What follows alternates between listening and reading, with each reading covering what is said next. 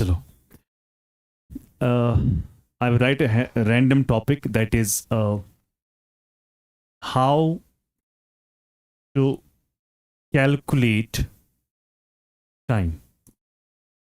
आपने देखा होगा कि इंडिया में, दुनिया में हर जगह सेम टाइम जो है वो नहीं है ना? क्यों नहीं है? हमें मालूम है कि जो हमारी अर्थ है, बिल्कुल जो हमारी अर्थ है, अर्थ क्या करती है? एक वन रोटेशन करती है, यस और नो? एक रोटेशन करती है, यस? रोटेशन मतलब एक चक्कर मारती है। जैसे फॉर एग्जांपल आप वो देना इधर, अर्थ जो हमारी है एक रोटेशन करती है। Thank you.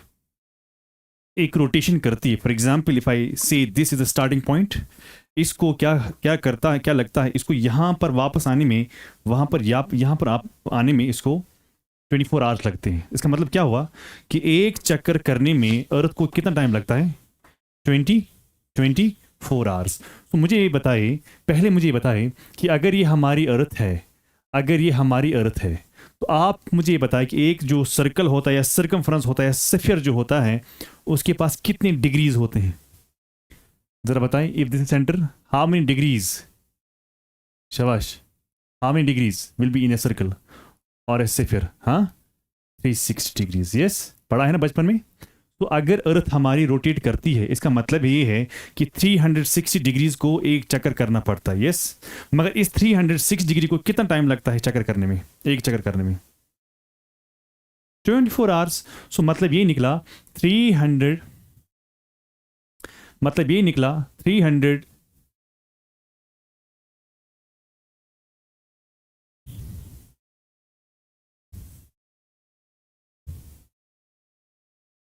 चलो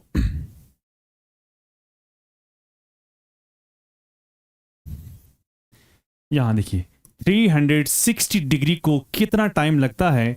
24 आवर्स। ये है ना, 24 आवर्स। मुझे ये बताए, अगर 360 डिग्री को, यानी फॉर एग्जांपल अगर इसको, अगर मैं इसको स्टार्टिंग पॉइंट ले लूं, इसको मैं स्टार्टिंग पॉइंट ले लूं, फॉर एग्जांपल दिस जहां पर कटा हुआ है, इसको यहां जाने में फिर वापस आने में इसको कितना टाइम लगता है? 24 आवर्स। यानी 360 डिग्री को एक चक्कर करने में 24 आवर्स लगता है। यानी इसका मतलब ये निकला, एक रोटेशन अर्थ कंप्लीट करती है 24 आवर्स में। 360 degree is equal 24 hours. Now मुझे ये बताइए कि 1 आवर किसके बराबर होता है? एक घंटा किसके बराबर होगा? I will say sir 360 divide by 24 is equal to how much? 15 degrees. क्या मैं कह सकता हूं 1 hour is equal to 15 degrees? Equation number 1। यानी 1 डिग्री से लेके कितने डिग्री तक आपको आता है एक घंटा? For example if this is the for example flat earth, for example map, तो this is 0, this will be 1 2 3 4 5 6 7 8 9 10 11 12 13 14 15। सो यहाँ 0 से लेके 15 डिग्री तक मुझे बताइए कितना टाइम डिफरेंस होगा? एक घंटा। मतलब अगर यहाँ पर होगा 10, यहाँ पर क्या होगा? या तो होगा 9 या तो होगा 11। ये होगा ना, या तो 9 होगा या तो होगा 11, वही है ना? तो वो 9 होगा या 11 होगा, इसके बारे में हम बात करेंगे। लेकिन मुझे बता, अगर 1 आवर 15 डिग्री के बराबर होता है, मुझे बताओ 1 डिग्री किसके बराबर होगा? 1 डिग्री होता है बराबर, 1 घंटे में कितने मिनट्स होते हैं? 60 मिनट। 1 घंटे में कितनी डिग्रियां होते हैं? ये भी लिखा ना, 1 घंटे में कितनी डिग्रियां? 15। 15 1 इज 15, 15 4। सो इसका मतलब निकला 1 degree is equal to 4 minute. Equation number 2 clear? यानी अगर 360 डिग्री को 24 आवर्स लगते हैं, तो मुझे बताए 1 आवर कितने के बराबर होगा? तो मैंने यही लाया, 360 divide by 24 is equal to 15। Clear? पर सवाल ये है कि 1 आवर तो मुझे निकला किसके बराबर? हाँ, 15 डिग्री के बराबर। लेकिन 1 डिग्री किसके बराबर होती है? 60। 1 आवर 60 मिनट का होता है, डिवाइड बाय 1 आवर फिर से, लेकिन 15 डिग्रीज। 15 1 is 15, 15 4 is 60। ये 60 क्या है इधर? मिनट। तो ये 4 क्या होगा? मिनट। तो 1 डिग्री किसके बराबर होता है? अब सवाल ये है, अगर आपको क्वेश्चन आया कि ईस्ट, अगर आपको सवाल आया व्हाट? वेस्ट, तो ईस्ट में आप क्या करेंगे? फॉर एग्जांपल ईस्ट, इंडिया का ईस्ट किधर है? इंडिया का। जैसे आप देखिए ये है इंडिया, है ना। इंडिया का ईस्ट किधर है? इंडिया का ईस्ट ना इधर अरुणाचल प्रदेश। वेस्ट किधर है? गुजरात। सो अगर मैं इंडिया का देखता हूं, इंडिया का वेस्ट जो है वो कहां है भाई? है ना, ये है वेस्ट, ये क्या है? ईस्ट। मुझे बताओ सनराइज इन दोनों में से किसको पहले होगा? नहीं, सनराइज मतलब सनलाइट किन को आएगी पहले? क्योंकि हमने बचपन में पढ़ा है ना, सनराइज इन द ईस्ट, तो the places which lie in the east will have sunlight first. अब आप मुझे बताइए, इनको इनको हो गया मॉर्निंग, हो गया ना मॉर्निंग। मॉर्निंग का मतलब है कि इनका हो गया आज का, मान लो कि 7 AM, ठीक है ना, 7 AM हो गया। क्या इनको यही मॉर्निंग इनको भी होगा? इनको अंधेरा होगा? अंधेरा होगा कि नहीं होगा? तो सनलाइट जहां से पहले होगी, जहां से सनराइज होगा, वहां से दिन का आगाज स्टार्ट हो गया। यस और नो? जहां पर अभी सन नहीं आया वहां पर अभी अंधेरा होगा। अब आप मुझे बताएं, अरुणाचल प्रदेश में सबसे पहले सनलाइट आएगी या गुजरात में सबसे पहले लाइट आएगी? अरुणाचल प्रदेश में। तो अब आप मुझे बताएं, जब आपको ईस्ट पूछा जाएगा तो दिन स्टार्ट हो गया, तो आप हमेशा टाइम को क्या करेंगे? ऐड। लेकिन जब आपको वेस्ट पूछा जाएगा, अभी अंधेरा होगा ना, तो आप उस वक्त टाइम को क्या करेंगे? उस वक्त टाइम को माइनस करेंगे। क्लियर यहां तक? East add, west subtract. Clear हुआ यहां तक? चलो मैं आगे। सबने लिखा? देखिए भाई, सबने लिखा। अब फॉर एग्जाम्पल अगर मैं एक क्वेश्चन लिखूं, यहां पर एक क्वेश्चन लिखता हूं, I write a question here. Question is, आपने कभी सुना है Greenwich mean time? Greenwich England की एक जगह है। जैसे ये है एक इंग्लैंड, ये इंग्लैंड में एक जगह है लंदन। लंदन के ईस्ट साइड से एक लाइन जाती है, लॉन्गिट्यूड, है ना। लॉन्गिट्यूड, लॉन्गिट्यूड क्या होता है मैं आपको दिखाता हूं। इसका वैल्यू कितना है? 0 डिग्री। आप सुनिए भाई, if I make the earth here and I draw the lines like this, what these lines are called? Longitude. शाबाश। इन लाइन्स को क्या कहते हैं? लॉन्गिट्यूड। मगर जो सेंटर वाली जो है, इसका वैल्यू कितना है? 0। जितने भी ये वाले होंगे उनका क्या होगा? वैल्यू होगा, मगर साइन क्या होगा? वेस्ट। जितने भी ये वाले होंगे उनका वैल्यू अलग अलग होगा, लेकिन साइन क्या होगा? साइन क्या होगा? आई होप कि you are getting my point. For example if I say this is 0, this is reference. जो जितने वाले हैं, चाहे 1 होगा, 2 होगा, 3 होगा, 4 होगा, मगर क्या होगा? W की और E? W क्यों होगा? W भाई इस साइड से क्या होगा? इस साइड से वेस्ट। इधर 1 2 3 4 जितना भी होगा सबके पास क्या होगा? ईस्ट ईस्ट ईस्ट होगा। इसका 0, इसका क्या? इसका W। समझ आया सबको? अब सवाल में क्या है, अगर आपको ईस्ट पूछा गया, सनलाइट इनको आएगी पहले। देखो सनलाइट इनको आएगी पहले कि सनलाइट इनको आएगी पहले? सनलाइट इनको आएगी पहले। क्यों? क्योंकि सन किस साइड से है? सन इज फ्रॉम दिस साइड। तो सनलाइट किनको आएगी पहले? फिर बाद में क्या करती है? अर्थ रोटेट करती है। फिर बाद में पहले आएगी इसको लाइट, कि पहले इसको लाइट आएगी? पहले इसको आएगी, फिर इसको, फिर इसको, फिर इसको, फिर इसको।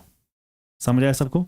यानी मतलब ये है कि if I am the sun, if I am the sun, this is the earth, तो मैं लाइट डालूं इसको, मैं लाइट डालूं इसको, मैं लाइट डालूं इसको, क्या उसको लाइट आएगी? कभी कभी आएगी। कब आएगी? जब ये रोटेट करेगी। क्या ये रोटेशन रुकती है? ये कंटिन्यूसली चल रही है। सो अगर इस बार लाइट इधर आई, उस बार उधर क्या होगी? डार्क। जब इधर लाइट आएगी तब इधर क्या होगा? डार्क होगा। अब आप मुझे बताइए, सन सबसे पहले स्ट्राइक किधर करेगा? ईस्ट में। तो सन लाइट कहां से आएगी? तो दिन का शुरुआत किन को होगा? इनको कि इनको? शाबाश। अब अगर मैं सवाल लिखता हूं यहां पर, if I right a question here, for example you can write a question. Greenwich समझ में आया? ग्रीनविच इज अ लॉन्गिट्यूड जो पास होती है ग्रीनविच से, that is the place in east of what? East of London. London समझ में आया? ये है लंदन। लंदन का ये क्या हो गया? वेस्ट। ये क्या हो गया? सेंटर। ये क्या हो गया? ईस्ट। ईस्ट से एक लॉन्गिट्यूड जाती है, उसका वैल्यू कितना है? 0 डिग्री। अब अगर जितने भी यहां से होंगे वो ईस्ट वाले होंगे, वेस्ट वाले होंगे, तो जितने भी यहां होंगे वो क्या होंगे? So this is east of what? London. सो जितने भी ये वाले होंगे ये क्या होंगे? ईस्ट। जितने भी ये वाले होंगे वो क्या होंगे? वेस्ट। अगर सवाल पूछा गया कि आपको ईस्ट में टाइम बोलना है, आप ऐड करेंगे कि माइनस करेंगे? ऐड करेंगे। अगर आपको बोला गया है वेस्ट, तो आप उस टाइम को माइनस करेंगे जो टाइम आपको दिया गया होगा। फॉर एग्जाम्पल मैं यहां पर लिखूंगा, इफ क्वेश्चन लिखता हूं मैं,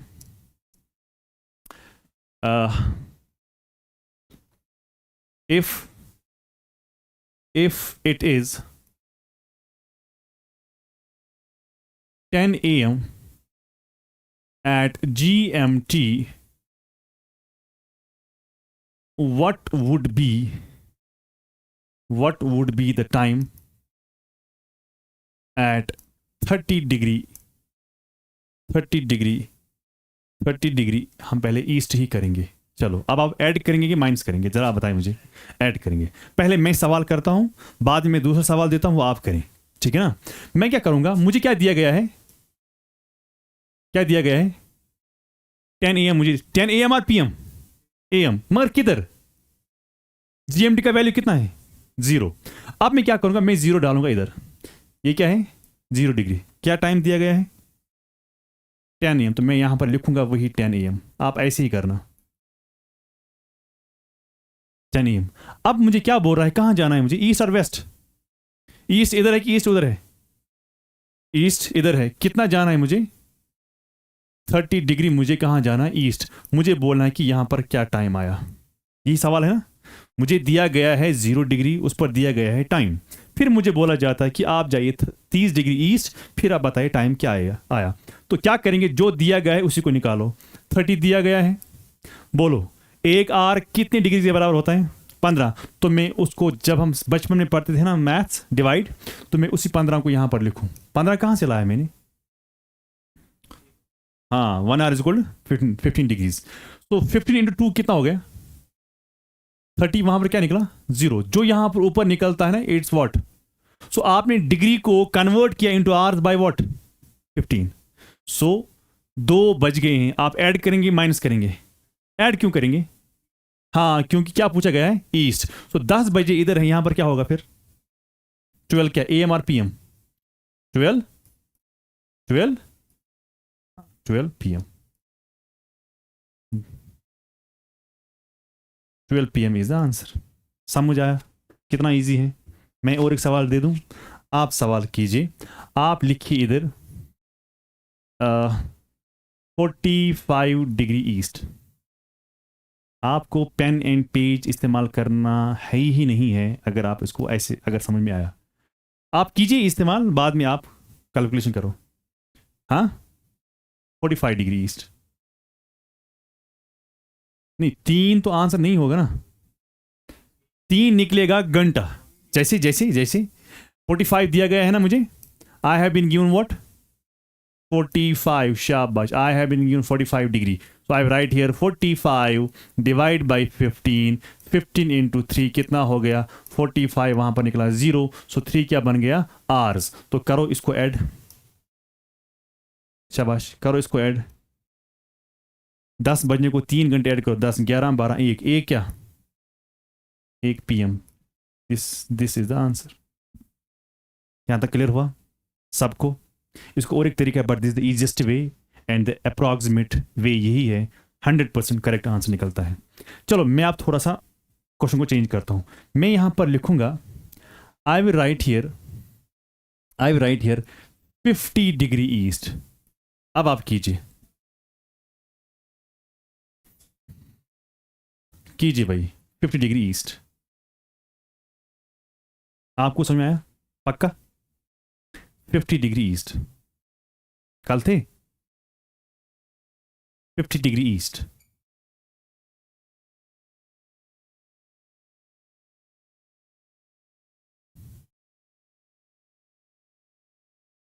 नहीं आएगा कोई मसला नहीं। 120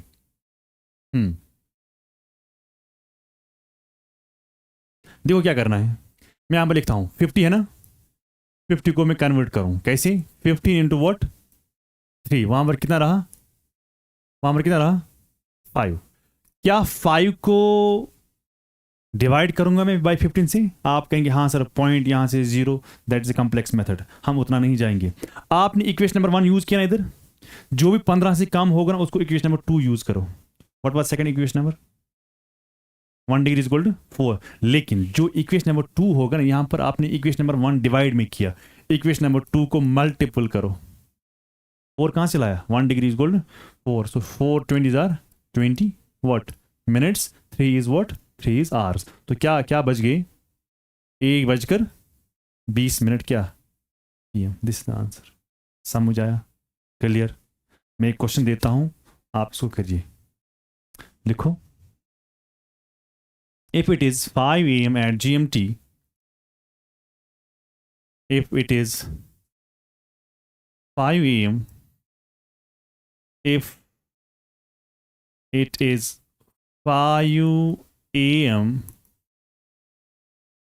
at GMT, what would be the time at 65 degree east and 30 and 35 degree west? तो 2 टाइम्स आएंगे ना आपको? यस, करो।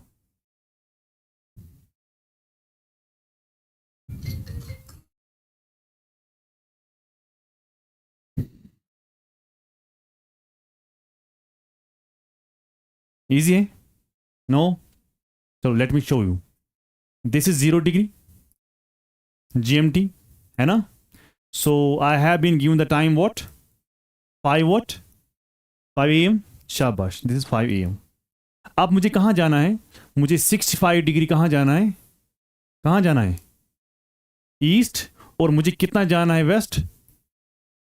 35 डिग्री वेस्ट। ये है ना? ये है। चलो अब आप इसको कीजिएगा। 65 divide by 15, 15 to what? 15 to what? 4। कितना आया? 60। वहां पर कितना रहा? 5 इंटू 4 कितना हो गया? 20 वॉट मिनट्स। सो 4 घंटे 20 मिनट करो ऐड। 5 + 4 कितने हो गए? 9 बजकर कितने? 20 मिनट। AM और PM? AM ही होगा ना, सुबह का AM है ना, सुबह का। अब 35 को माइनस करो। कैसे करेंगे 35 को minus? This is 35, this is divide by what? 15 into 2, वहां पर कितना रहा? 30। कितने रहे? 5। Yes please. 5 इंटू 4 कितना हो गया? 20 मिनट्स। तो कितने घंटे निकले? 2 घंटे 20 मिनट। करो 2 घंटे पहले माइनस, पहले 2 घंटे माइनस करो, कितना रह गया? 2 घंटे माइनस करो, पहले कितना हो गया? 3 बजने को 20 मिनट ऐड करो, 240। सो 240 AM और PM? AM। सबको समझ में आया? क्लियर? और एक क्वेश्चन मैं यहां पर लिखता हूं, चलो इसका निकालो, इसका निकालो। सवाल यही है but I will change the figure only. मैं यहां पर लिखूंगा 82 डिग्री ईस्ट। निकालो। हाँ 82 डिग्री ईस्ट। माइनस की प्लस? प्लस। क्यों? Because the sign is given, that is called east.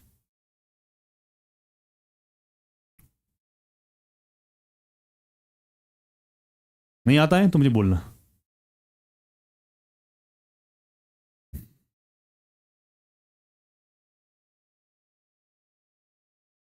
Time क्या था? जो भी टाइम आप लिखेंगे, 0 डिग्री है, GMT है, चलो मैं मान लेता हूं 10 बजे हैं। तो आपको क्या करना है? आपको 82 डिग्री कहाँ लेना है? मैं यहाँ पर क्यों ले रहा हूँ इस side? Because east is given. So 82 को कन्वर्ट करो 15 इंटू वॉट? 15 into what? 5। कितना हो गया? 75। 75 को माइनस करो कहाँ से? 82 से। वहाँ पर कितना निकला? 7 इंटू वॉट? 4। कितना हो गया? 28 वॉट मिनट्स। 5 hours 28 minutes. 10 बजने को 5 घंटे ऐड करो, कितने हो गए? 11 12 1 2 3 3 बजकर 28 मिनट्स। समझ आया? और एक तरीका है, और एक तरीका है, जैसे मैंने बोला आप 50 को निकालो, व्हाट्स 50 डिग्री कितने बराबर होगा? फॉर एग्जाम्पल आप इसको डायरेक्टली 4 से मल्टीपल कर सकते हो, तो कितना हुआ? 4 0 4 5 4 5 20 क्या निकला? Minutes divide by 60। तो निकालो, ठीक है ना? तो मुश्किल हो गया कि नहीं हो गया? हुआ कि नहीं हुआ? जैसे आपको था 30, हाँ आपने 4 से मल्टीपल किया, 4 0 0 4 3 12, तो फिर 12 को कन्वर्ट करना है इंटू आवर्स, ये जीरो कैंसिल, ये जीरो कैंसिल, 6 1 6, 6 2 जार, चलो आपने लिखा 30, अब 32 को करो, 32 इंटू 4, 4 2 जार 8, 4 3 जार 12, आप करो डिवाइड बाई 60, ज़रा करो आप, हो गया मुश्किल, कैलकुलेशन हो गई मुश्किल, इसलिए मैं इस मेथड को प्रेफर नहीं करता हूं, मैं किसको करता हूं, डायरेक्ट डिवाइड बाई 15, 15 से कम रहा क्या,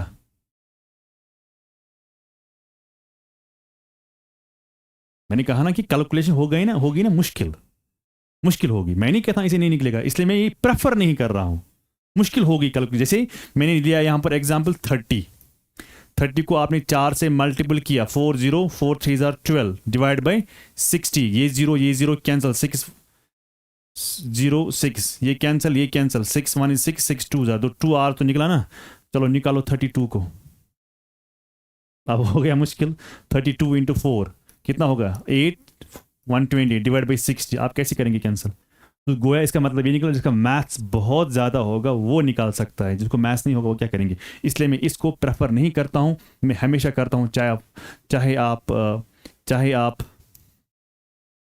चाहे आप ऐसे करें, 30 divide by what 15, 32 divide by what 15, तो क्या निकलेगा 15 इंटू 2 कितना हो गया 30, बात खत्म, निकली 2 आवर्स, इधर 15 इंटू 2 कितना हो गया 30, वहां पर कितना निकला 2, 2 को क्या करें 4 से मल्टीपल करें तो कितना हो गया 8 मिनट्स, 2 आवर्स 8 मिनट्स, हो गया इजी। तो मैं एक क्वेश्चन देता हूं, आप घर में करके आएगा ये, if it is 5 AM at GMT, if it is 5 AM at GMT, what would be the time at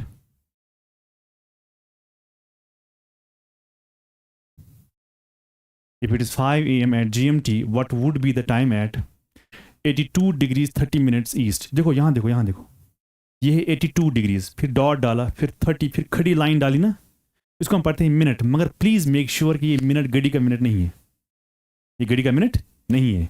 मुझे बोलो क्या ये 0.30 15 से ज्यादा कि 15 से कम है, 0.30 1 से कम है, 15 से तो हो गया ना ऑब्वियसली कम, 0.30 है ना, ये है 0.30 का मतलब हो गया 15 से कम है, जो 15 से कम होता है उसको हम क्या करते हैं, चल 4 से मल्टीपल करते हैं, जब हम 4 से मल्टीपल करते हैं तो वो कन्वर्ट होता है इनटू व्हाट मिनट्स, मगर जो पॉइंट के बाद जो आता है जब आप 4 से मल्टीपल करते हो तो जरा मल्टीपल करो 120, मगर मैथ्स में हम 4 को मल्टीपल करते हैं पॉइंट को भी करते हैं ना, यहां पर नहीं करते हैं, यहां पर नहीं करते हैं, लेकिन जहन में ये रखना है जिसको भी आपने पॉइंट के बाद मल्टीपल किया, हाँ वो चला जाता है इनटू सेकेंड्स, आप कर सकते हो, वो करना कल मुझे दिखाना, चलो।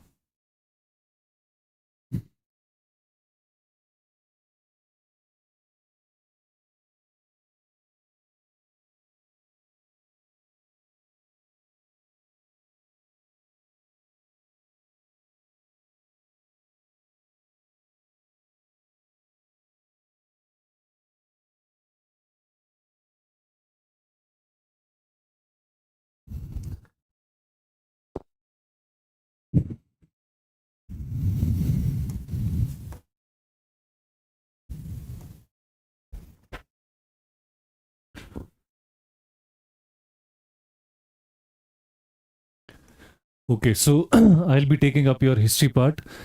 तो एसएसबी एग्ज़ाम के लिए या इससे इसी लेवल के जितने भी एग्ज़ाम्स हैं उसके लिए generally when we look at the question paper तो हमें 3 4 5 के अराउंड क्वेश्चंस मिलते हैं with respect to the Indian history. अब एसएसबी के अलग अलग एग्ज़ाम्स जो होते हैं या डिपार्टमेंट के स्पेसिफिक एग्ज़ाम्स हों तो उसमें जनरली जो हिस्ट्री के लिए सिलेबस में लिखा जाता है, दे either mention history of India with special focus on freedom struggle. अगर इतनी सी स्टेटमेंट है तो उसका मतलब है कि हमें पूरा इंडियन हिस्ट्री को पढ़ना है, right from ancient India to the modern like 1947 तक हमें ये सारा एरिया कवर करना है। Then there are some exams जिसमें खासकर लिखा होता है and history of Jammu and Kashmir. So again जब जहाँ पे जम्मू एंड कश्मीर की हिस्ट्री लिखी है so we will complete India की history and then we will specifically हम बात करेंगे जम्मू एंड कश्मीर की हिस्ट्री के लिए। लेकिन before we move into the different chapters और डिफरेंट एस्पेक्ट्स ऑफ हिस्ट्री, 2-3 चीज़ें हिस्ट्री को पढ़ने के लिए समझना बहुत ज़रूरी है। जनरली इस सब्जेक्ट को माना जाता है थोड़ा सा बोरिंग, लेंथी सब्जेक्ट है, बहुत ज़्यादा बुक्स में बहुत ज़्यादा मटेरियल है, तो उसको कवर कैसे करें हम in a very short period of time. इसमें बहुत ज़्यादा फैक्ट्स, बहुत ज़्यादा डेट्स, बहुत ज़्यादा डेटा, बहुत ज़्यादा है इसमें, तो इस एग्ज़ाम के लिए इसको कैसे टैकल करें। सो ये समझना बहुत ज़रूरी है before we move into this subject. ये समझना बहुत ज़रूरी है कि हम इसको पढ़ें कैसे, और उस पढ़ने में हमें सबसे इम्पॉर्टेंट चीज़ क्या देखनी है। हाँ एग्जैक्टली, सिलेबस के अकॉर्डिंगली हम क्या करेंगे, सिलेबस एंड क्वेश्चन पेपर्स, ये हमारा सिलेबस प्लस क्वेश्चन पेपर, ये हमें गाइडेंस देते हैं कि हमें कौन से एरियाज हैं जो फोकस करने वाले हैं। नाउ अगर हम खाली इस स्टेटमेंट को लेके चलें, history of India with special focus on the freedom struggle, ये बहुत बड़ा एरिया है। ये 6 महीने का सिलेबस है, आपको पूरी एंशंट पढ़नी है, आपको पूरी मिडिवल पढ़नी है, फिर आपको पूरा मॉडर्न पढ़ना है, लेकिन इतना टाइम है हमारे पास, ना ही इतनी रिक्वायरमेंट है। सो हम क्या करते हैं, according to the syllabus, according to the question papers, हम इस एरिया को बहुत ज़्यादा शॉर्ट करते हैं। शॉर्ट इन द सेंस हम हर पीरियड को टच करेंगे, ऐसा नहीं कि हम कुछ छोड़ देंगे, हम हर पीरियड को टच करते हैं, but in a very specific manner. ठीक है, हम स्पेसिफिक मैनर में बेसिक डिटेल्स पढ़ते हैं हर पीरियड की, ताकि हमें वो बेसिक डिटेल्स जो हैं उस पे जो जो क्वेश्चंस बन सकते हैं वो हमें वो डुएबल हो, हम वो कर सकें। उसके लिए सबसे पहली चीज़ क्या है, हिस्ट्री पढ़ने के लिए सबसे बड़ा जो इशू बनता है वो किस चीज़ का बनता है, डेट्स का। आप कोई भी हिस्ट्री की किताब उठा के देख लो, there will be 2-3 dates on every page, हर पेज पे 2 या 3 डेट्स होंगी। सो क्या हमें वो सारी डेट्स पढ़नी है? नहीं, हमें इस डेट्स पढ़नी ही नहीं है। तो हम डेट्स को क्या करेंगे फिर, इंस्टेड ऑफ डेट्स, एग्जाम के लिए जब हिस्ट्री पढ़ी जाती है, इंस्टेड ऑफ डेट्स हमें क्या करना है, हमें रखना है याद टाइम पीरियड को। हम टाइम पीरियड्स लेंगे, एक एक पीरियड लेंगे, उस पीरियड में हमें 1 या 2 डेट्स याद रखनी है। फॉर एग्जाम्पल अगर मैं एंशिएंट इंडिया की बात करूं, हमें जो सबसे पहली डेट याद रखनी है दैट इज 326 BC अलेक्जेंडर का इन्वेजन। फिर हम देखेंगे 184 अशोका। इस तरह से हम थोड़ी थोड़ी डेट्स हैं जो हम याद रखेंगे। एंड ह्यूमनली पॉसिबल है क्या, 20 से 25 डेट्स याद रखना। 20 से 25 डेट्स आप आराम से याद रख सकते हो, उतनी ही डेट्स हमें यहाँ पे चाहिए, और वही डेट्स हम डिफाइन भी करेंगे, उन्हीं डेट्स पे हम ज़्यादा फोकस भी करने वाले हैं। सो ये चीज़ याद रखना, आपको हर पेज पे, जो भी आप बुक पढ़ोगे, आपको हर पेज पे कोई ना कोई डेट मिलेगी। You just have to refer that date. वो सिर्फ रेफरेंस के लिए है कि हाँ, आप जिस पीरियड की बात कर रहे हो उसकी लगभग डेट ये है, आप जिस पीरियड के बारे में पढ़ रहे हो उसकी डेट ये है। We have very specific events जिनकी हमें डेट्स याद रखनी है। मुगल एम्पायर की इस्टेब्लिशमेंट, आपकी दिल्ली सल्तनत की इस्टेब्लिशमेंट, 2 डेट्स हो गई। मिडिवल में 4-5 डेट्स, एंशिएंट इंडिया में 4-5 डेट्स, 10-12 डेट्स मॉडर्न इंडिया की। That is all that you require. ठीक है, सो सबसे पहली चीज़, जो भी आप मटेरियल उठाएंगे उसमें ज़रूरी नहीं है कि आप डेट्स पे बहुत ज़्यादा परेशान हो जाएं कि सारी डेट्स हम कैसे याद रखेंगे, फिर आप लिस्ट बनाओ सारी डेट्स की, वो चीज़ नहीं करनी है। Now when we come down to studying history, सबसे इंपॉर्टेंट चीज़ हमें इसमें क्या नज़र आती है, दैट हम जब डेट्स पढ़ते हैं, डेट्स के साथ हम एक अल्फ़ाबेट या 2 अल्फ़ाबेट लिखे हुए नज़र आते हैं। For example there would be some date written as 500 BC, या कोई डेट लिखी होगी जिस पे लिखा होगा 300 AD। अब इसका मतलब क्या है? So if you have to read history, आपको हिस्ट्री की कोई भी बुक उठा के देख लो, आपको दिखेगा क्या, या तो लिखा होगा 500 BC, या लिखा होगा इसके आगे BCE, इसके आगे AD लिखा होगा या CE लिखा होगा। Now these dates are according to the English calendar. हमारे पास एक इंग्लिश कैलेंडर है जिसको ग्रेगोरियन कैलेंडर कहा जाता है। ये डेट्स इस ग्रेगोरियन कैलेंडर के अकॉर्डिंगली बनाई गई हैं। और ये ग्रेगोरियन कैलेंडर की ये डेट्स किसके बेसिस पे बनाई गई हैं? These have been made on the life of Jesus Christ. ठीक है, सो जैसे हम नंबर लाइन देखते हैं मैथमेटिक्स में, जहाँ पे आप पॉजिटिव नंबर्स लेते हो और नेगेटिव नंबर्स लेते हो, इसी तरह से फर्स्ट सेंचुरी से हम शुरू करते हैं। अगर हम फर्स्ट सेंचुरी से शुरू करें, so when we move to the right, हम पॉजिटिव नंबर्स लेते हैं। सो यहाँ पे आ जाएगा 100 ईयर्स, 200, फिर 300, 400, इस तरह से। यहाँ पे नंबर लाइन पे क्या होता है, -1, -2, -3। यहाँ पे भी हम लिखेंगे 100, 200, 300, लेकिन इसके साथ हम लिखेंगे BC। अब जनरली नंबर लाइन पे क्या होता है, वैल्यू किस साइड बढ़ता है, when you move from left to right. Mathematics में वैल्यू है, यहां पे हम टाइम बढ़ाएंगे, ठीक है। और इस टाइम में हम क्या करेंगे, we will be in going from this side to this side. So 300 के साथ और 100 साल जब गुजरेंगे तो हम 200 BC पे पहुंचेंगे। जब और 100 साल गुजरेंगे तो हम 100 BC पे पहुंचेंगे। और 100 साल गुजरेंगे तो हम फर्स्ट सेंचुरी पे पहुंचेंगे। और 100 साल गुजरेंगे तो हम आगे फिर 100, 200, 300 करते हुए ऐसे चलते जाएंगे। So this is how you need to understand this thing. So जब मैं BC वाली डेट लिखूंगा, मैं क्या लिखूंगा, 500 BC to 300 BC। मैंने उल्टा, क्योंकि BC लिख रहा हूं इसलिए मैं वहां से कम की तरफ आ रहा हूं। मैं जब AD वाली डेट्स लिखूंगा, मैं लिखूंगा 300 AD normally to 500 AD। So ये चीज आप हमेशा याद रखेंगे। Now in some books you will find AD, जिसका लैटिन मीनिंग है एनो डोमिनी। फिर हिस्टोरियंस ने कहा इसको हम थोड़ा सा रिलीजन से बाहर निकालते हैं, instead of ED we will write CE, that is common era. और हम BCE लिखते थे बिफोर क्राइस्ट, उसकी जगह अब हम BCE लिखेंगे, that is before common era. अब ये छोटी छोटी चीजें हैं जो पता हो इंसान को तो पढ़ना आसान हो जाएगा। आपको ये पता होगा तो आप कंफ्यूज नहीं होगे कि ये डेट क्या है, ये डेट क्या है, ये डेट क्या है। You will be okay with every date that has been written down on your books. इसके साथ साथ और हमें क्या पता होना चाहिए, इसके साथ साथ when we look at the history का सिलेबस, हम इसको डिवाइड करते हैं 3 फेजेस में। आपका आ जाता है एंशिएंट, फिर आता है आपका मिडिवल, फिर आता है आपका मॉडर्न पीरियड। एंशिएंट को भी हम डिवाइड करते हैं फर्दर किस में, pre historic phase and then the historic phase. Pre historic phase में जनरली हम क्या लेते हैं, स्टोन एज, और हिस्टोरिक फेज में हम लेते हैं पोस्ट स्टोन एज वाला पीरियड, ठीक है। एंड दिस कंटिन्यूस, ये एंशिएंट कहां तक चलता है, ये चलता है till a phase known as the post Gupta age, ठीक है। पोस्ट गुप्ता एज, जब गुप्ता एम्पायर खत्म हो जाएगी, ये डिसइंटीग्रेट होगी, उसके बाद वी हैव अ किंग जिसका नाम है किंग हर्षा, उसका रूल खत्म होगा, हमारी एंशिएंट इंडिया का वहीं पे स्टॉप हो जाता है। उसके बाद आती है आपकी मिडिवल एज। मिडिवल एज को हम कहां से कहां पढ़ते हैं, medieval age is something starts from something known as the tripartite struggle. और ये ट्राइपार्टाइट स्ट्रगल है किसके बीच में, 3 डायनासिटीज के बीच में। We have Pratiharas, we have Pala and we have Rashtrakuta, ठीक है। और ये मिडिवल कहां तक चलेगा, ये मिडिवल पीरियड चलता है आपकी मुगल्स के डिक्लाइन तक, ठीक। उसके बाद आ जाता है हमारा modern period.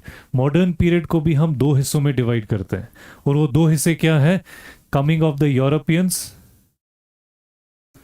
Coming of the Europeans से लेके establishment of British Empire, establishment of British Empire. और उसके बाद आ जाता है हमारा India's freedom struggle, India's freedom struggle. See this is in India की हिस्ट्री जो हमें पढ़नी है। अब इसमें भी हमें पता होना चाहिए कि हमें कौन कौन से एरियाज हैं जो बहुत प्राइमरी हैं, जिसमें से एग्जाम में बहुत ज़्यादा क्वेश्चंस आते हैं। फॉर एग्जांपल अगर हम एंशिएंट इंडिया की बात करें, if we talk about ancient India, तो यहाँ पे जो कुछ एरियाज हैं जिनमें से बहुत ज़्यादा हमारा फोकस होना चाहिए, वो कौन कौन से एरियाज हैं, उसमें हमें पता होना चाहिए इंडस वैली सिविलाइजेशन, ठीक है, वैदिक पीरियड, हमें पता होना चाहिए अशोका के बारे में, ठीक है, हमें पता होना चाहिए बुद्धिज्म और जैनिज्म के बेसिक फैक्ट्स, बुद्धिज्म जैनिज्म के बेसिक फैक्ट्स, ये इंपॉर्टेंट एरियाज हैं। उसके बाद हमें पता होना चाहिए कुशनास के बारे में, ये वो सारे एरियाज हैं जिसपे आज तक क्वेश्चंस आते रहे हैं, ठीक है। Then we have in this period only we have schools of art,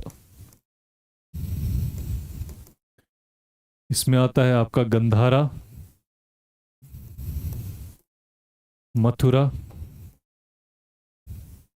and Amravati, ठीक है। इस पे क्वेश्चंस आ चुके हैं। उसके बाद व्हेन वी मूव फर्दर तो हमें किस पे क्वेश्चंस आते हैं? We have questions on Gupta period, खास करके 3 Gupta kings, Chandragupta first, Samudragupta and Chandragupta second. इस पे क्वेश्चंस आते हैं। And then we have questions on temple architecture. So हम हिस्ट्री के साथ ही आपका आर्ट एंड कल्चर वाला पॉइंट जो है वो भी साथ लेके चलते हैं। सो टेम्पल आर्किटेक्चर पे भी अब रिसेंटली जो हमने नई डेवलपमेंट देखी है, टेम्पल आर्किटेक्चर पे भी एसएसबी क्वेश्चंस पूछता है। दीज आर सम एरियाज जिसमें हम मिडिवल पीरियड एंशिएंट पीरियड में ज्यादा फोकस करने वाले, ठीक है। इसी तरह if we talk about the medieval period तो हमारे पास फोकस किस पे रहेगा? दिल्ली सल्तनत की basic details, dynasties and important rulers. उसके बाद हमारे पास बहामनी एम्पायर और विजयनगर एम्पायर पे आते हैं। विजयनगर एम्पायर का नाम, कैपिटल का नाम, फाउंडर का नाम, डायनासिटीज का नाम, इस पे क्वेश्चंस आते रहते हैं। सो हमारा फोकस भी इसी पे रहने वाला है। Then we will have Mughals.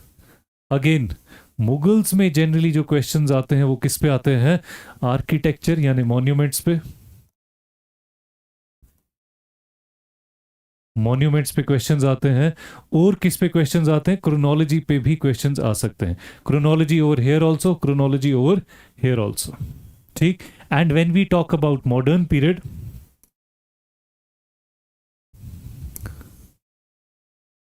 और जब हम मॉडर्न की बात करें, तो यहां पे क्वेश्चंस ज्यादा किस पे आते हैं? यहां पे जब क्वेश्चंस की हम बात करते हैं तो क्वेश्चंस आते हैं सबसे पहले नेशनल मूवमेंट्स, ठीक है। मूवमेंट्स पे आपका स्वदेशी बॉयकॉट मूवमेंट हो गया, नॉन कोऑपरेशन मूवमेंट हो गया, आपका सिविल डिसोबीडियंस मूवमेंट हो गया, क्विट इंडिया मूवमेंट हो गया, और उसके कुछ बेसिक फैक्ट्स, ठीक है। For example there would be a question, Dandi march was a part of which national movement? So एक ऑप्शन होगा नॉन कोऑपरेशन, एक होगा स्वदेशी, एक होगा सिविल डिसोबीडियंस, एक होगा quit India. Your answer is civil disobedience movement. इसी तरह से which movement was stopped because of the Chauri Chaura incident? Your answer is non cooperation movement. So ये बेसिक डिटेल्स हर इवेंट की हमें पढ़नी है and that becomes your movements.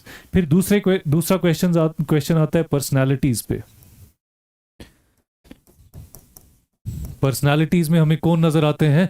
Leaders, national freedom movement के लीडर्स, रेवोल्यूशनरीज, भगत सिंह, चंद्रशेखर आजाद, इनकी एक्टिविटीज पे क्वेश्चंस आते हैं।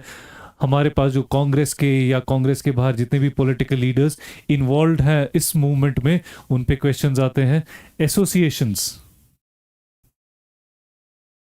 एक सेकेंड, हेलो,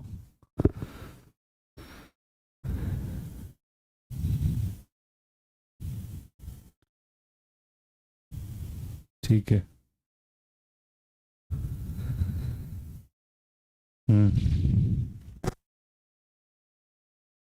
कहाँ से उठानी है? ठीक है, मैं जाऊंगा फिर आपको फोन करूंगा, ठीक है, ओके, ठीक है, ठीक है, ठीक है, okay. So we have associations जिन पे क्वेश्चंस बनते हैं, ठीक है। उसके साथ साथ और किस पे क्वेश्चंस बनते हैं? और वी हैव ब्रिटिश वॉर्स, जो मेजर वॉर्स लड़ी है इन्होंने इंडिया में। उसके साथ साथ वी हैव ब्रिटिश पॉलिसीज में हम क्या देखते हैं? जितनी भी इनैक्टमेंट्स लाई है इन्होंने या जितनी भी इनकी पॉलिसीज थी यहाँ पे, उस पे क्वेश्चंस बनते हैं। तो जिस तरह की ये जितना भी एरिया हमने यहाँ पे लिखा हुआ है, this is the area generally asked in the examination. फिर इसके साथ हम और क्या जोड़ते हैं? इसके साथ हम जोड़ते हैं कुछ पार्ट आर्किटेक्चर का, कुछ पार्ट कल्चर का, and we try to complete our syllabus, क्योंकि ये वो एरियाज हैं जिसमें से सबसे ज्यादा क्वेश्चंस अभी तक आए हुए हैं। अब हम क्या करेंगे? How do we approach this subject? First thing that we will do is for every phase, वो एंशियंट हो, वो मिडिवल हो, वो मॉडर्न हो, हर फेज के लिए हम क्या करेंगे, पहले एक टाइम पीरियड का एक चार्ट बनाएंगे। वो चार्ट जो है वो दो पर्पस सॉल्व करेगा। एक तो आपको रफ टाइमलाइन दे देगा उस पीरियड की, और साथ ही साथ वही समझो आपका सिलेबस है उस पीरियड का, वो एरियाज आपने सारे उसमें से पढ़ने हैं। So we will start with that aspect of your history. इसके साथ साथ one more information that you require, that is अब पढ़ना कहाँ से है। ये तो देख लिया आपने, समझ लिया क्लास में, but you need to have some material जिससे आप ये सारी डिटेल्स पढ़ सको, रिवाइज कर सको, अच्छे से पढ़ सको। सो वी विल ट्राई, हम कोशिश करेंगे अपनी क्लास में ये सारी इंफॉर्मेशन अपने नोट्स में कंपाइल करने की। उसके साथ साथ a very holistic preparation would be, अगर आप इसके साथ साथ एनसीईआरटी पढ़ सको। क्लास 11th क्लास 12th की 3 एनसीईआरटीज आती है, ancient India, medieval India, modern India. Old version पढ़ो, न्यू वर्जन पढ़ो, जो जो भी है आपके पास वो आप पढ़ सकते हो। That gives you a background, वो एक बैकग्राउंड देता है जिस बैकग्राउंड की बेसिस पे आप क्वेश्चंस को एनालाइज कर सकते हो एग्जामिनेशन में। उसके साथ साथ आपने एक बार पढ़ा, एक बार रिवीजन कर लिया, उसके साथ साथ what else you can do is, कोई भी जनरल नॉलेज की किताब उठाओ, use it only for revision.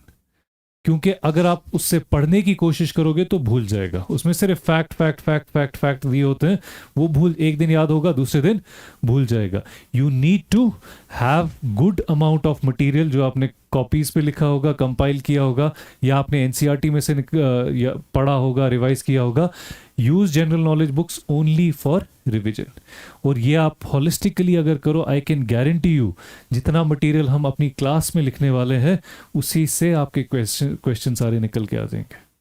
ठीक है, सो हम शुरू करेंगे एंशियंट पीरियड से।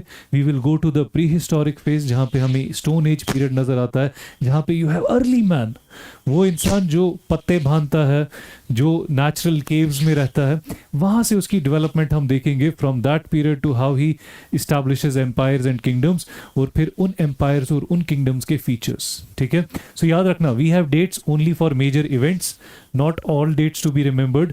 We will be using time periods, ताकि हमें उस फेज का अंदाज़ा अच्छे से हो जाएगा, और हम स्पेसिफिक किंगडम्स, स्पेसिफिक एम्पायर्स की बेसिक डिटेल्स याद रखेंगे। अगर हम इतना याद रख पाते हैं, हमारा हर एग्जाम आराम से सॉल्व हो जाएगा।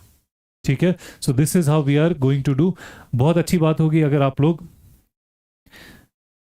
एनसीईआरटीज लाओ और एनसीईआरटीज से पढ़ो। अगर आपके पास 2-3 महीने का टाइम है, यू आर लुकिंग फॉरवर्ड कि भाई मैं इस साल एग्जाम दूंगा लेकिन अभी मेरे पास टाइम है, हॉलिस्टिक स्टडीज है if you start from NCERT, वो यहाँ भी हेल्प करेगी एसएसबी में।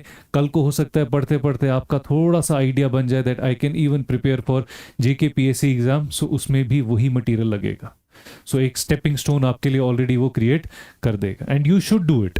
एसएसबी अच्छा है, आप फाइनेंशियल सिक्योरिटी ढूंढ रहे हो, but I would suggest to all of you कि आप लोगों को उस एग्जाम के लिए भी ट्राई करना चाहिए। ठीक है, so once we start doing, we you and I hope, मैं चाहता हूँ आप लोग मुझसे बहुत सारे सवाल पूछो, जो भी क्लैरिटी चाहिए, जो भी कन्फ्यूजन है, विल मेक श्योर कि आपका क्लास में ही सॉल्व हो जाएगा। ठीक है, उसके बाद what we will do is, जैसे जैसे हम एरियाज खत्म करते जाएंगे, हम टेस्ट्स करेंगे, ठीक, कंडक्ट करेंगे, ताकि आप लोग अपने आप को सेल्फ एनालिसिस कर सको कि मैंने पढ़ा, मुझे रिवाइज नहीं हुआ इसलिए नहीं आया, या मैंने रिवाइज किया फिर भी नहीं आया, यानी मुझे याद नहीं हो रहा है।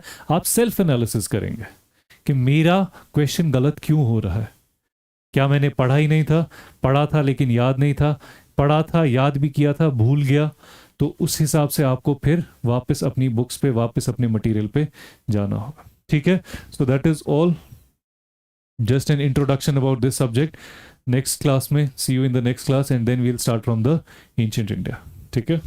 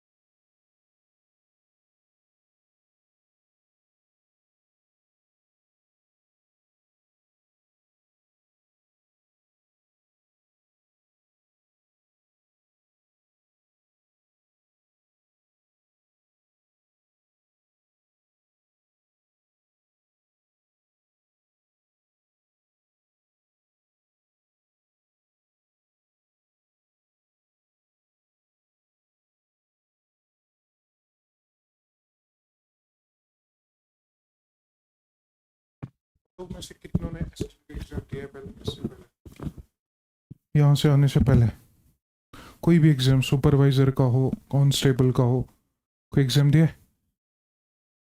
अरे डरो मत, बोलना कोई भी एग्जाम दिया है? कोई भी नहीं, अभी तक कोई भी एग्जाम नहीं दिया है? चलो ठीक है,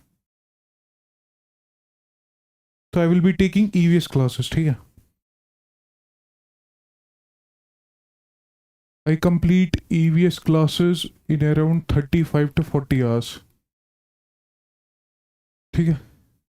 और जितना मतलब जितना SSC की ओर भागेगा, कुछ समझे? जितना SSB का सिलेबस कहाँ की ओर भागेगा, SSC की ओर, उतना EVS की एडवांटेज, EVS के क्वेश्चंस बढ़ते चले जाएंगे, ठीक है? जितना सिलेबस तुम्हारा SSC की तरह होगा उतना तुम्हें EVS की एडवांटेज और ज़्यादा दिखाई देगी, ठीक है? नॉर्मली अभी तुम देखोगे, नॉर्मली 4 to 8 क्वेश्चंस आते किस में, SSB में, from EVS section, and that to most of the time they are from current affairs only. कोई रामसर कन्वेंशन ऐड हुई, भाई उसका नाम बताओ, किस स्टेट में लोकेटेड है? रामसर साइट कोई भी रामसर कन्वेंशन में ऐड हुई तो बताओ किस स्टेट में है? या नेशनल पार्क दी होगी, बताओ ये किस स्टेट में है? तो नॉर्मली ऐसे क्वेश्चंस आते हैं, ठीक है? That to current affairs oriented. तो हियर यहाँ क्या करता हूँ मैं, यहाँ स्टैटिक प्लस करंट दोनों को कंबाइन करता हूँ मैं, ठीक है? And with in these hours ये कंप्लीट हो जाएगा। But you will see in upcoming examinations, you will see जो वेटेज है EVS की, it will go on increasing, ठीक है? More than 10 questions will come from EVS section. Good. तो suppose एक टॉपिक पढ़ते हैं अब। अच्छा बताओ, मतलब बेसिक्स बताना। सॉइल में हमारे पास 2 टाइप्स ऑफ न्यूट्रिएंट्स रहता है ना, क्लासिफिकेशन होती है बिटवीन 2 टाइप्स ऑफ न्यूट्रिएंट्स। एक होता है मैक्रो न्यूट्रिएंट, सुना है?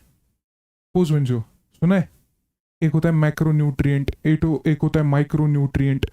मैक्रो न्यूट्रिएंट वो न्यूट्रिएंट होते हैं जो हमें सॉइल में काफ़ी ज़्यादा ज़रूरी है, ठीक है?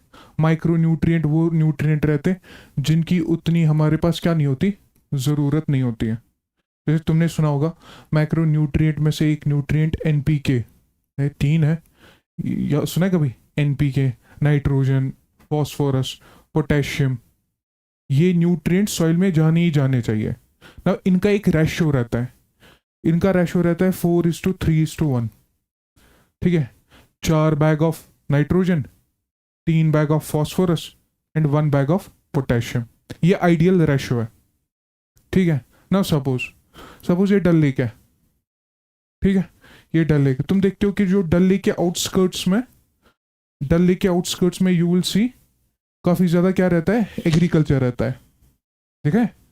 आउटस्कर्ट्स में एग्रीकल्चर प्रैक्टिस होते हैं। हाँ, आंचार उस साइड से, कश्मीर यूनिवर्सिटी के साइड से भी जाओगे, यू वुड सी कि उस साइड से एग्रीकल्चर प्रैक्टिस होती है आउटस्कर्ट्स में ना। सपोज यहाँ पे 4:3:1 जो आइडियल रेशो था, लेकिन इन्होंने क्या किया, 8:4:1 डाल दिया। ऐसा क्यों? क्योंकि नाइट्रोजन काफ़ी सस्ती मिलती है। नाइट्रोजन का बैग 200 रुपये का मिलता है, ठीक है? फार्मर को नाइट्रोजन का बैग 200 रुपये का मिलता है। ऑब्वियसली वो क्या करेगा, उसको एक्सेस में यूज़ करेगा। ऐसा क्यों होता है कि नाइट्रोजन बैग सस्ता मिलता है? दैट इज अनदर क्वेश्चन, वो फर्टिलाइजर सब्सिडी के अंदर पड़ता है, ठीक है ना? सपोज इन्होंने जब एक्सेस फर्टिलाइजर्स यूज़ किए तो ऑब्वियसली बात है ना, ये जो एक्सेस फर्टिलाइजर्स है, फर्टिलाइजर्स लगाने के बाद you try to provide water to the soil, है ना? हम साथ ही खाद से लगान तम पे क्या चीज़ करा, आप त्रावा सच दैट कि फर्टिलाइजर्स क्या हो जाए, वो एब्जॉर्ब हो जाए ना। उस टाइम पीरियड में कुछ लीकेजेस भी हो जाती है ना, पानी के साथ फर्टिलाइजर्स का कुछ फ्रैक्शन पानी के साथ चला जाता है ना। डोंट यू थिंक ये जो रन ऑफ होगा, या अच्छे सुना, एग्रीकल्चरल रन ऑफ, जिसमें फर्टिलाइजर्स एडिड है, आपने फर्टिलाइजर्स सॉइल में डाल दिए, एक्सेस फर्टिलाइजर्स डाल दिए, ठीक है?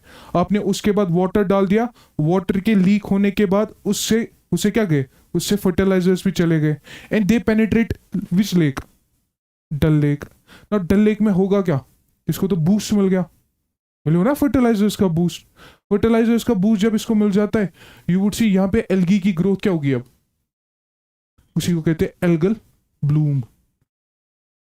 हवा क्या समझ ना, इसकी जब एक्सेस ग्रोथ हो जाती है, इतनी ज्यादा एक्सेस ग्रोथ हो जाती है कि ये एल्गी आती है सरफेस पे, डल के सरफेस पे। That's why you would C repeatedly government क्या करती है, टेंडर्स निकालती है कि एल्गी को क्या करो, साफ करो। देखा है जनाब, आज मशीन आसान है, उस एल्गी को साफ करो ना। क्वेश्चन ये है कि अगर आपने एल्गी को हटाया नहीं, अगर आपने एल्गी को हटाया नहीं तो एल्गी कहाँ आएगी, सरफेस पे। सरफेस पे जब ये आएगी, क्या सनलाइट अब पेनिट्रेट होगी, वहां सनलाइट पेनिट्रेट की। अब जो लेक होता है, लेक के अंदर फाइटोप्लैंक्टन्स होते हैं, जैसे यहाँ प्लांट्स है वहां लेक में भी प्लांट्स है, उनको कहते हैं फाइटोप्लैंक्टन। ना फाइटोप्लैंक्टन को क्या चाहिए, सनलाइट चाहिए to make food, to make dissolved oxygen. बात समझे, जैसे प्लांट्स ऑक्सीजन प्रोवाइड करते वैसे ये भी फाइटोप्लैंक्टन्स भी डिजोल्व्ड ऑक्सीजन है, ऑक्सीजन प्रोवाइड करते, that is with in the water. ना आपने सनलाइट आ नहीं रही है तो फाइटोप्लैंक्टन खाना नहीं बनाएगा। फाइटोप्लैंक्टन क्या, डिजोल्व्ड ऑक्सीजन की कंसेंट्रेशन बढ़ाएगा नहीं, तो पानी में लैक ऑफ ऑक्सीजन होगा। जब पानी में लैक ऑफ ऑक्सीजन होगा, फिशेस को क्या चाहिए, ऑर्गेनिजम्स को क्या चाहिए, ऑक्सीजन चाहिए ना जिंदा रहने के लिए, वो मर जाती है। जब वो मर जाती है, जो वहां पे डिकम्पोजर्स होंगे, माइक्रो ऑर्गेनिजम्स होंगे, वो उस डेड मैटर को क्या करेंगे, अब डेड मैटर को डिकम्पोज करेंगे। अब डिकम्पोजिशन में क्या होता है, decomposition is an oxygen intensive process. Decomposition के प्रोसेस में यू टेक ऑक्सीजन। नाउ जो वाटर बॉडी में जितना भी रिमेनिंग ऑक्सीजन होगा ना, वो डिकम्पोजर्स लेंगे डेड मैटर को डिकम्पोज करने के लिए। एक टाइम आता है, this lake becomes a dead body. जैसे एक ह्यूमन डेड बॉडी है, वैसे ये लेक भी डेड बॉडी बन जाती है, and those conditions are called as hypoxic conditions. And this was the question that was asked in SSC, not in SSB. ठीक है ना, मतलब इस प्रोसेस को कहते हैं यूट्रोफिकेशन। ठीक है, मतलब एग्जाम्पल्स के साथ साथ ही मैं पढ़ाता हूँ सारे टॉपिक्स ना। मतलब मेरी सजेशन क्या होगी आप सबके लिए, मतलब जो भी चीज़ें आपको यहाँ पढ़ाई जाएगी, तो don't limit yourself to SSC. ठीक है, आप एसएसबी को लिमिट मत रखना, मतलब बिकॉज जो आपको सिलेबस प्रोवाइड किया जाएगा वो एसएससी की लेवल भी है, इनफैक्ट वो जेकेपीएससी की भी लेवल है, बट ओनली प्रीलिम्स। कुछ समझे, तो आपको चीज़ें तो बहुत ज़्यादा पढ़ाई जाएंगी। Now you have to ensure कि आप ना खाली एसएससी का एग्जाम दो, आप डिफरेंट एग्जाम्स भी दो। बीट नाबार्ड का एग्जाम दे, सुना है कभी, नाबार्ड एग्जाम कंडक्ट करता है। बीट नाबार्ड का एग्जाम, बीट आरबीआई का एग्जाम। आरबीआई का भी 2-3 एग्जाम्स रहते हैं, जैसे ग्रेड बी का एग्जाम है। यू वुड सी जो पहला पेपर आता है ना, जैसे तुम एसएससी का एग्जाम नहीं देते या एसएसबी का, वैसे ही पेपर 1 आता है। उसके 3 स्टेज से पेपर, पहला स्टेज ही रहता है, दूसरा स्टेज रिटर्न रहता है। Now there are various exams जो इसी पैटर्न पे बेस्ड है। तो अगर तुम एसएसबी के लिए खाली लड़ रहे हो, इसका मतलब तुम अपना पोटेंशियल क्या कर रहे हो, कम कर रहे हो। ठीक है ना, तो 5-6 एग्जाम्स देखो जिनका सिलेबस एक जैसा है, एंड फोकस करो, and at the end of the day कोई ना कोई एग्जाम निकल जाएगा। ठीक है, या ताशु से बुरानी तरह सर कुछ नहीं निकलेगा। हाँ, नाउ यू वुड सी, मतलब जैसे इसी के रिलेटेड और एक टॉपिक था, suppose there was this person known as Rachel Carson. This example has been mentioned in NCERT. ठीक है, इसने क्या किया था, इसने देखा कि भाई तुम्हें डीडीटी सुना है, डीडीटी पूछो नहीं। दिल्ली में जब ये मानसून के बाद मॉस्किटोज की ग्रोथ बहुत ज्यादा बढ़ जाती है ना, तब क्या तुम स्प्रे करा, डीडीटी स्प्रे करता है। डीडीटी एक पेस्टिसाइड है, इंसेक्टिसाइड है, जो इन इंसेक्ट्स को मार देता है, जो इन मॉस्किटोज को मार देता है, जो मलेरिया को फैलाता है। ठीक है, तो हुआ क्या था, यूएसए में एक बारी उन्होंने डीडीटी स्प्रे किया था। ठीक है, क्योंकि इंसेक्टिसाइड है, इंसेक्ट्स को मारता है, पेस्टिसाइड है, पेस्ट को मारता है। तो वहां पे यूएसए में एक ट्री है, उसको कहते हैं एल्म ट्री, बूंची तिथे के नाक ट्री आक। तो उनके लीव्स पे स्प्रे करते थे ताकि जो ये एल्म ट्री है ये प्रिजर्व रहे। इसको जो बीटल है, मतलब सॉर्ट ऑफ जो क्योम से सुखेना कीन, उसको प्रिवेंट करने के लिए they used to do what, they used to spray DDT. ठीक है, जब वो उन्होंने स्प्रे करते थे डीडीटी, अब होता क्या था, ये स्प्रे डीडीटी आता था इनके लीव्स पे। किनके लीव्स पे आता था, एल्म ट्री के लीव्स पे आता था ना। विंटर टाइम में ये जो ट्रीज के लीव्स थे ये शेड करते हैं, हाँ पत्थर पे वहां, ना जब ये गिर जाते थे इनको खाता था अर्थवॉर्म, ठीक है। फिर जब हुआ क्या, जब ये अर्थवॉर्म खाता है, इन अर्थवॉर्म को खाता है एक बर्ड, उसका नाम है रॉबिन बर्ड, जो काफी ज्यादा चिरपिंग करता है। उसके बच्चे काफी ज्यादा, वैसे तो हर किसी के बच्चे चिरपिंग करते हैं बट उसके ज्यादा ही करता है रॉबिन बर्ड के बच्चे, ठीक है ना। हुआ क्या, जब ये बर्ड्स ने इन अर्थवॉर्म्स को खाया, जो अर्थवॉर्म किसको खा रहे थे, उन लीव्स को खा रहे थे जिन पे क्या स्प्रेड था, डीडीटी स्प्रेड था। तो हुआ क्या, एक टाइम पे इनने देखा कि जो बर्ड्स जब बच्चे डाल रहे, ये जो रॉबिन बर्ड जब बच्चे डाल रहे, उसका जो एग का शेल है, ठीक है, वो इतना ज्यादा थिन हुआ था कि यूं ही वो एग डालता था वो टूट जाता था, बच्चे भी मर जाते थे, ठीक है ना। स्प्रिंग के टाइम, विंटर के बाद स्प्रिंग के टाइम यू वुड सी बच्चों की चिरपिंग क्या होती है, बर्ड्स की चिरपिंग काफी ज्यादा होती है ना। इन्होंने क्या देखा, एक स्प्रिंग इन्होंने ऐसा देखा कि वो साइलेंट हो गया। वो साइलेंट क्यों हुआ, क्योंकि बर्ड्स जो थे, बर्ड्स के जो बच्चे थे वो मर गए थे। क्यों मर गए थे, क्योंकि डीडीटी लीव्स पे स्प्रेड था, वो लीव्स अर्थवॉर्म खा रहे थे। वो अर्थवॉर्म कौन खा रहे थे, बर्ड्स। जब बर्ड्स अपने एग्स डाल रहे थे, उनकी जो शेल थी इतनी ज्यादा थिन हो गई थी कि जब वो बच्चे डालते थे कि थिन ब्रेक हो जाती थी और बच्चे भी मर जाते थे। तो स्प्रिंग के टाइम बच्चों का कुछ चिरपिंग हुई नहीं, तो इसने अपनी बुक का ही नाम क्या रख दिया, साइलेंट स्प्रिंग। ना ये जो मैंने बोला, ये एक्चुअल में एनवायरनमेंट में एक टर्म है, उसको कहते हैं बायो मैग्निफिकेशन, जो मैंने समझा दिया तुम लोगों को, इसी को कहते हैं बायो मैग्निफिकेशन। कि कैसे toxic substances along the food chain add होते जाते हैं, मैग्नीफाई होते जाते हैं। अब क्या समझ, फॉर एग्जाम्पल ऐसे ही समझा दूंगा। तुमुल मेजोरिटी राशन राशन शॉप कहाँ से आता है, हाँ पंजाब से आता है ना। पंजाब में मसला पता है क्या हुआ है, मैंने तुम्हें बताया था आइडिया रेशियो क्या है, अच्छा लगभग 30:8:1, ठीक है। मतलब वहां सॉइल की फर्टिलिटी होगी अब, ऑब्वियसली अब सॉइल की फर्टिलिटी तो होगी नहीं, तो वो जो खाना जो खा रहे हो वो किसके जरिए से खा रहे हो, फिर केमिकल फर्टिलाइजर्स। तुम्हें लग रहा है अगर हम केमिकल फर्टिलाइजर्स ना डालें क्या सॉइल की अपनी फर्टिलिटी होगी, टोटली नो। हाँ, कोई सॉइल की फर्टिलिटी कुछ नहीं बची है। तो जिस चक्कर में, क्योंकि सॉइल की फर्टिलिटी कैसे रीजनरेट होती है नेचुरली, जब आप लैंड को फैलो रखते हो, फैलो पता है ऐसे ही रखते हो, कुछ उगाया था उसमें 2-3 महीने के लिए ऐसे रखते हो, सॉइल अपनी फर्टिलिटी खुद रिगेन करती है।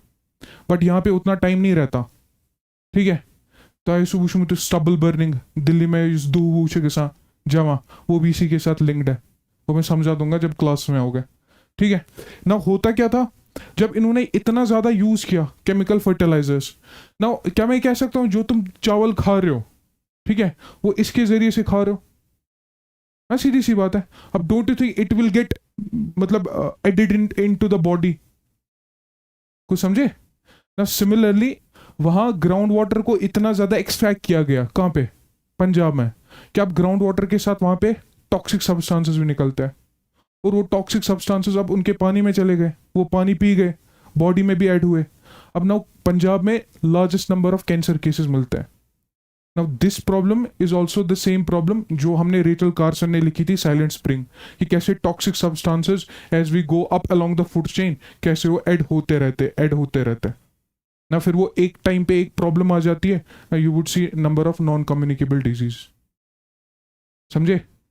तो मतलब एनवायरनमेंट की सिग्निफिकेंस बढ़ रही है, एज सिंपल एज दैट। इसको कंक्लूड करते हैं, एनवायरनमेंट की सिग्निफिकेंस बढ़ रही है, एनवायरनमेंट एंड इकोलॉजी की इंपॉर्टेंस बढ़ रही है इन डिफरेंट एग्जाम्स, ठीक है। 35 to 40 आवर्स में एक सारा कंप्लीट कर देता हूँ, इंक्लूडिंग 4 चैप्टर्स। एक तो basics of environment and ecology होगा, दूसरा आपका biodiversity and it's conservation, national park क्या होगा, वाइल्ड लाइफ सेंचुरी क्या होगा, काटी क्या मिला, ठीक है। तीसरा आपका होगा पोल्यूशन, उसमें पढ़ेंगे वाटर पोल्यूशन क्या होगा, सॉइल पोल्यूशन क्या होगा, and lastly climate change and numerous conferences. जैसे तुमने पढ़ा होगा पेरिस एग्रीमेंट, बुझा पेरिस एग्रीमेंट इन चीज का छुते बोझा, फिर सुना है कभी पेरिस एग्रीमेंट, ग्लासगो कॉन्फ्रेंस, ये रिपीटेडली न्यूज में थी। अभी रिसेंटली बाकू में कॉन्फ्रेंस हुई थी, तो वहां क्या हुआ था, ठीक है। ऐसे करते जाएंगे, मतलब होलिस्टिक इंफॉर्मेशन तुम्हें मिलेगी, ठीक है। So do come in the classes, मतलब इतना है कि तुम्हें इतने ज्यादा चीजें मिलेंगी पढ़ाने को कि मतलब you will feel like after 6 months या 7 months जब ये कंक्लूड होगा कि हमारी लेवल थोड़ी इंक्रीज हुई है, ये तो मेरे से गारंटी ले लो, ठीक है। And you would C majority of the time यहाँ जो बच्चे आते हैं पढ़ने के लिए, फिर जब वो एग्जाम देते हैं वो कट ऑफ से काफ़ी काफ़ी काफ़ी नीचे रहते हैं, मतलब नीचे इन द सेंस काफ़ी मार्जिन जो है काफ़ी कम रहता है।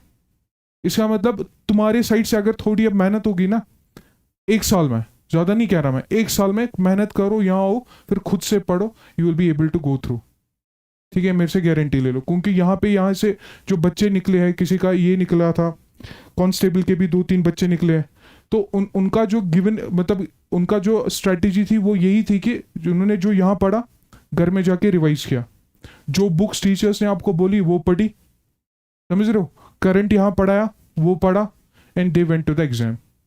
जितना भी आपको मैथ्स के लिए बोला जाएगा, ईवीएस के लिए बोला जाएगा, जो बुक्स बोली जाएंगी वो लाना और पढ़ना, ठीक है। 1 साल बैठो, बस दैट्स इट। 1 साल के बाद अगर नहीं हुआ तो कुछ और कर लेना, बट 1 साल मिनिमम बैठो, ठीक है। 6-7 घंटे पढ़ो 1 साल के लिए, बस दैट्स इट, ठीक है। क्योंकि अभी तक हमने तो कुछ पढ़ा नहीं होगा, हाँ, सीधी सी बात है। अब यही 1 साल है, ठीक है। नाउ मैं क्या प्रेफर करूंगा, तुम ये बुक एक लाना, ठीक है। एक बुक आती है, उसका नाम है 14,000 प्लस क्वेश्चंस, ये कहीं लिख लो, ये एक बुक ले आना, ठीक है। इसमें 14,000 क्वेश्चंस है, अलग अलग सब्जेक्ट के, ठीक है।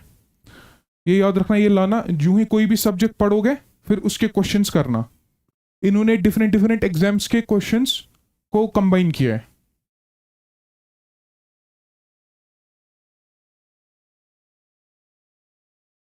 $14,000 प्लस क्वेश्चन है। इसमें क्या करोगे आप, मतलब इसकी क्या स्ट्रेटेजी रहनी चाहिए, जैसे ईवीएस खत्म करोगे, ईवीएस के क्वेश्चन मैं यही करा देता हूँ, बाकी सब टीचर्स भी करा देते हैं। जैसे ईवीएस कंप्लीट करेंगे, साथ में क्वेश्चन अटेम्प्ट करना, तो शुभ 14,000 क्वेश्चन पत्ते अगर इस करो इतनी की, हाँ। सिमिलरली पॉलिटी के जब क्वेश्चंस करोगे तो पॉलिटी के क्वेश्चंस मतलब पॉलिटी जब पढ़ोगे उसके बाद ये क्वेश्चंस करना। इन्होंने क्या किया है, एमपीपीएससी मतलब डिफरेंट बोर्ड्स के सारे क्वेश्चंस को कंबाइन किया है, and you would C SSB जो है उसी के अराउंड रिवॉल्व करता रहता है, ठीक है। और मैथ्स की लेवल अपनी अब थोड़ी इंक्रीज करना, क्योंकि मैथ्स के जो क्वेश्चंस आ रहे हैं वो रेगुलरली अब टफ आ रहे हैं, टफ होते जा रहे हैं, ठीक है। मैथ्स की लेवल अपनी इंक्रीज करना, तो मैथ्स के लिए इसी में क्वेश्चंस भी है, तो वो साथ साथ करते चले जाना, ठीक है। पढ़ो, प्रैक्टिस करो, जब सारा कुछ पढ़ोगे ना फिर एक टाइम आएगा कि जितनी ज्यादा प्रैक्टिस करोगे ना उतना ज्यादा तुम्हारे लिए फिर फायदा है। देखो एक टाइम जब नॉलेज इंक्रीज होती है ना, ये नॉलेज आपकी इंक्रीज हुई है, सपोज ये नॉलेज इंक्रीज हुई ना, फिर इसका प्लेटू आता है, कुछ नहीं बड़ा एम खुद ज्यादा के, तो समझे।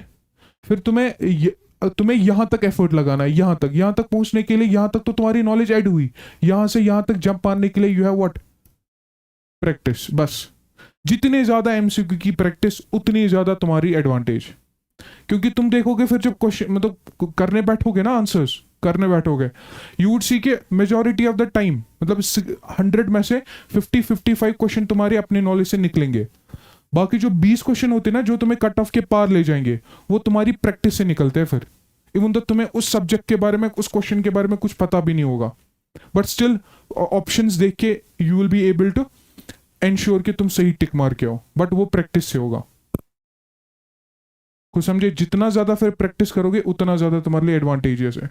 और खुद से एक मतलब शेड्यूल बनाया करो कि रोज शाम को एटलीस्ट 10 क्वेश्चंस करने हैं, एमसीक्यू 10 क्वेश्चंस करने हैं रोज शाम को। जब से फिर स्टार्ट करोगे तो रोज शाम को 10 क्वेश्चंस करने हैं, सच दैट कि by the end of 6-7-8 months अच्छा खासा जो क्वेश्चंस का बैंक होगा वो तुमने सॉल्व कर लिया होगा, ठीक है। एंड माई सेल्फ अपना इंट्रोडक्शन भी देता हूँ मैं, टाइम वगैरह सुनता है वस नहीं है, हाँ कि वसा जो